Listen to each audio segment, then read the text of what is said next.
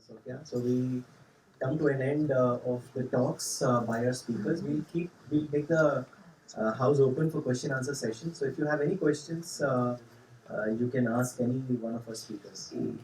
There is another position. So you spoke on peace, no? That is a question to you. Is it, there is also another position from the Islam that they have to wage war. They have to wage war against the unfaithfuls. Can you say something? Position in the Islam. The question is that there is some concept in Islam that Muslims should wage war on the unfaithful. First of all, I must say that there is no such concept in Islam. There is no such idea in Islam that it is Muslims' religious duty to wage war on non-Muslims.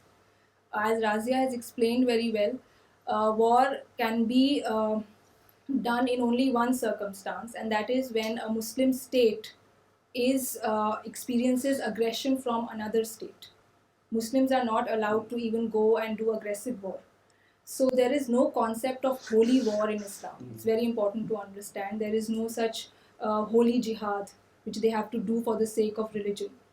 And it must be, I think I must also emphasize that Muslims often think that Islam is in danger and they should wage war to protect and preserve Islam. But our founder has often said that Islam does not need any protection from Muslims. Islam is an ideology, and that ideology exists in the Quran and in the sayings of the Prophet. Anybody can go and read. So clearly there is no such concept of waging war on non-Muslims just because they are non-Muslims. There is no such concept. Rather, if you read the Quran, you will see that the Quran considers all people as humanity. When the Prophet started his mission, he addressed people as Annas, which means "O people." He did not say "O non-Muslims," "O kafir," "O deniers," "O disbelievers." And one more point I want to say is about war, is that war can happen. Prophet was forced to do war, the Prophet of Islam, because he came in a tribal age. Tribal age is a culture of war, culture of yielding swords. But we are not in a tribal age anymore. There is peace all around. And therefore, the commandment for war should be considered suspended in this age. This is a very important principle which everybody needs to understand, most importantly Muslims. Thank you for your good intention. Brother Francis said at the beginning that this this summit is also happening because you feel misunderstood in many aspects, and you spent a lot of energy, a lot of words in trying to correct what you call wrong beliefs, maybe prejudices against Islam. You three speakers, when you defended Islam, you always referred to the past. You said what the original version of Islam was, what Prophet Muhammad said, but to make it very short, I believe that the main criticism against Muslims living and the problem of peaceful coexistence goes back because we do not, let me be personal, I do not believe or I do not know the Quran, I only judge reality. And reality shows me that there are great problems in equality between men and women. I see that there is a lot of war in Islamic countries, and there are lots of conflicts between other religions and Muslims, and that peaceful coexistence is only possible in countries where Muslims are still a minority. Whenever they are a majority, it becomes a problem for others who are not Muslims. Yeah? For example, Malaysia is a country that now has a Muslim majority, and other religions feel suppressed, and they are suppressed. Yeah? Thank you. I think, like Rajat just mentioned, it's a very important observation that you've made, and in fact, I can echo with that observation as well, because growing up, and I had briefly touched upon this when I was talking, that growing up in the era when 9/11 happened, I was still a teenager, and I still vividly remember the images of planes crashing into the Twin Towers. And trust me, while I was born in a Muslim family, it is one of the most disturbing images that I still vividly happen to remember. And what it did overnight and then during the course of the next months and years was also to put me in a dilemma, that was I a proponent of a religion which was sanctioning violence? Was I a proponent of a religion which was actually allowing killing? And that led me to study, and which is when I stumbled upon Maulana Wahiduddin Khan's writings. And you're right that we often referred back to the classical scriptures of Islam, which is the Quran and Hadith. And there is a very important thing that Maulana says. He says that we must differentiate between Islam and Muslims, and that is really where I got my answer, because I could also see Muslims around doing completely different things, which I never thought was Islam. And here, when you read Islam, you realize that no, it is completely different. So the only answer that, and I'm sharing what I found, was that Muslims do not understand Islam. So today, the Muslim population that we have, by and large, they do not have the idea of what Islam means. And that is largely either stemming out of their own lack of study, lack of misinterpretation. There can be several factors attributed to it. But that's what I would like to concisely say, and maybe Ampa and Maria can add on to that. I'll go point wise, because you made a number of points. The first point was about equality, lack of equality between men and women. You see that there is no equality. So I will say that that is not really a result of Islam. It's a result of Muslim culture. Muslim societies generally do not favor education for their females, for their women, although Islam believes a lot in education for women. So there are many other Muslim societies where women are educated, and you will see that they are involved in every field of life. So it is actually a matter of education, not a matter of Islam lack of equality that Islam gives. The second point, you said that there is a lot of war and conflict in the Muslim world. But it's important to understand that when you study these wars and conflict, you will realize that these are generally fought for political reasons, political interests of different countries, and they give it the name of Islam. And I was reading very recently that there was a Muslim leader, a prime minister of a Muslim country, who was explicitly secular person. But when he waged war with another country, he started using Islam to mobilize the masses. So that's a misuse of Islam. Another point that I want to make is that you said that we are defending Islam. I don't think that we are defending Islam. I think there's a massive misinterpretation, a political negative interpretation of Islam.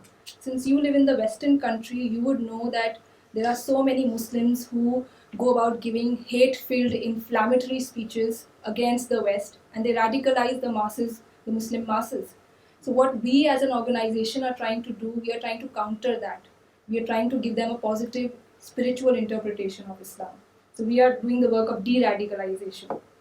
We're changing the mindset of Muslims. The third point that you said, that whenever Islam is a minority religion, it's peaceful. It's a majority religion, it's not peaceful. Now that goes back to I think you have to go into Islamic jurisprudence or Muslim jurisprudence, which developed much after the Prophet's death. And it developed in a period when Muslims were politically dominant. So many things in that jurisprudence is actually not according to Islam. For example, I mentioned that the world is divided between Darul Islam and Darul Harb, but that principle is no longer valid, because even in a Western country you have all the freedom to propagate and to live by Islam. So we have to abandon those principles of Muslim jurisprudence. Secondly, you said there's no peaceful coexistence between Muslims and other communities. But maybe this is a recent phenomena due to the political interpretation of Islam. If you go back in history, in Islamic history, when the Muslims moved forward from Arabia, where it started, and they went into Syria, Egypt, Iraq, Iran, the subject populations were allowed to retain their culture, their tradition, their religion. They were not asked to convert en masse, and they were not coerced or forced into the Islamic religion. So we have a very good example of Muslims being rulers, being the majority, being the being the emperors, allowing the subject populations or minority, as you said, to continue in their religion, to continue in their beliefs and their faiths. So I think it's very important to educate not only others but Muslims about Islam. I myself, as Razia was saying, that she didn't know so many things about Islam. Even I didn't know. I may have not been actively violent, but passively I believed in the idea of armed jihad, idea of violence. It's only after reading, after studying and educating myself was I able to understand what Islam truly stands for. I would like to address. I like your work, and I think it's very important. And maybe it's not the majority in Islam, but it's an important part of it. So, my question goes in the direction you, Maria Khan. You mentioned at the end of your paper how the Muslims can learn from the West. The question to all of you is: is there something that the West can learn, something specific the West can learn from Islam? You even said the Islam is dependent on the West. Is there something where the West is dependent on Islam specifically? What do you think about that? You. Okay. So I feel, as I did mention, that what not only the West, what any reader of the Quran or any person inquisitive about Islam can learn about Islam, learn from Islam, is spirituality. And we did not dwell a lot on spirituality in our talks, but Islam believes in a very special kind of spirituality, which is contemplative spirituality. So Islam does not believe that you should go into seclusion inside a room, do certain special practices, and then feel that you are in some way connected to God. So Islam believes that you should live in the world, in the midst of people, and develop your spirituality through that. So, for example, the tree, the Quran gives the example of a tree, and it says that the tree is very much like a true believer. And what does the tree really do? A tree takes so many things from the outside world. It takes sunlight, it takes water, it takes minerals, it takes carbon dioxide, something which is considered a pollutant, and it gives out oxygen, it gives out greenery, it gives out shade, it gives out so much. So that is what a true believer has to be. That is what is Islamic spirituality. The tree represents Islamic spirituality. That is, you live in the world, you face unwanted experiences, you face unpleasant situations, but you convert them into positive experiences. And you give out positivity and well-wishing to people. And also, Islamic spirituality, as I said, also focuses a lot on discovering God.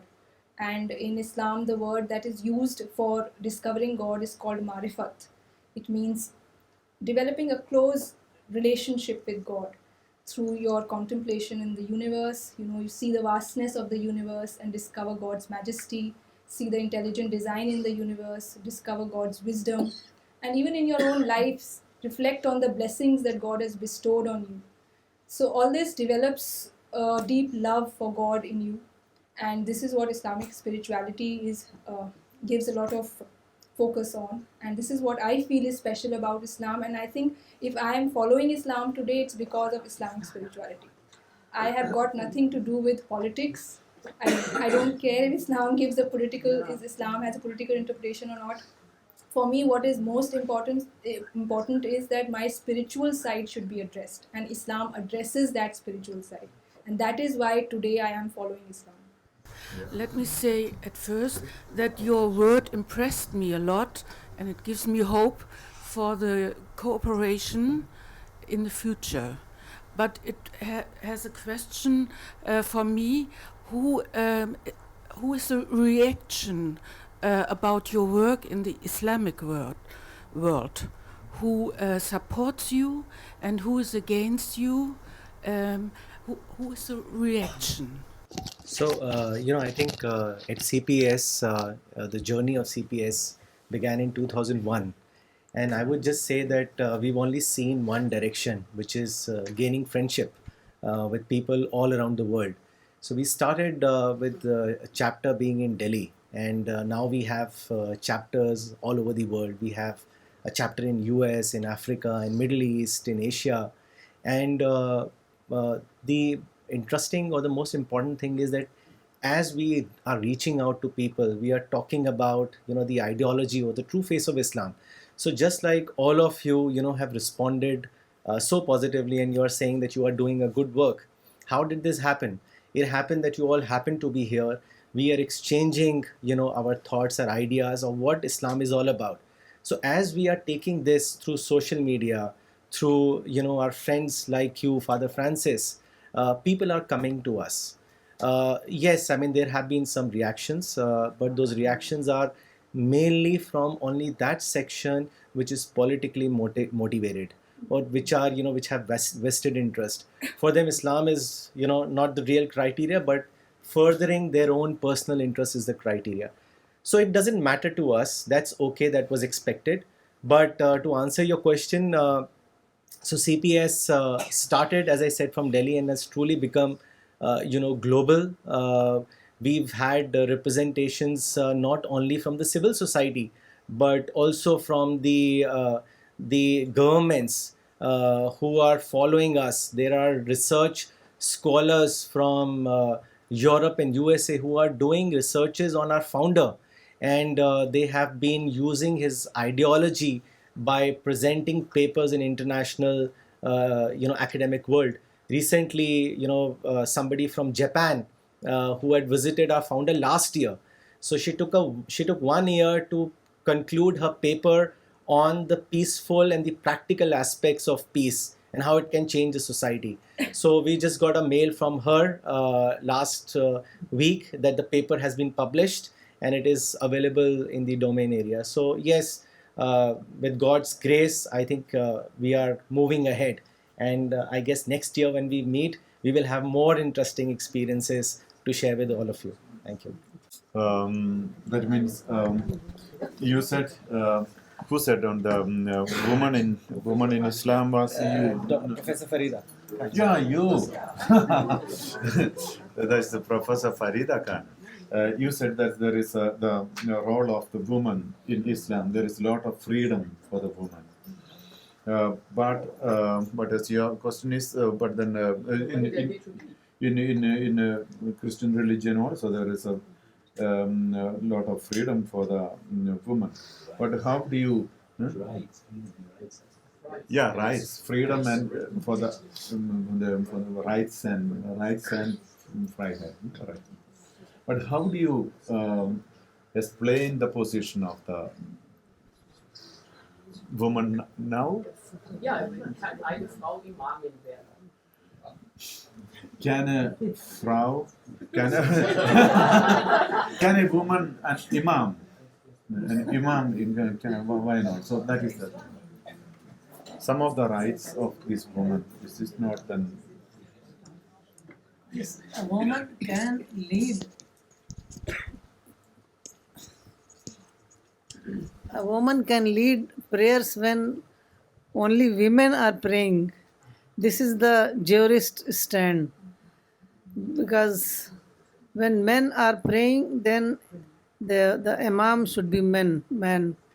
But when women are praying, the woman can pray now. But now these days, there are some mosques have also been built in which women are in charge and they lead the prayer. Now, but this is not the Islamic stand. In Islamic stand, when only women are praying, then a woman can lead the prayer. I wanted to say that she has freedom in all other activities like business activity, job activity, and other activities, matlab in religious activities. लेकिन in some there are some ritual acts which are the usually attributed to men. It is usual the men won't accept women. This is the problem. It is not prohibited in Islam in the Quran, but it is only with the acceptance of men. Only then women can lead the prayer. You know, I just want to add one thing. In CPS International, the status of women is greater than men. Well, on this stage, there are 4 CPS members. There's only 1 man and 3 women. And, interestingly, if you meet the CPS, I would say departmental heads, whether it is editorial or printing, publishing, in most of their roles, it is the woman who is at the forefront. So men follow the women. So it's a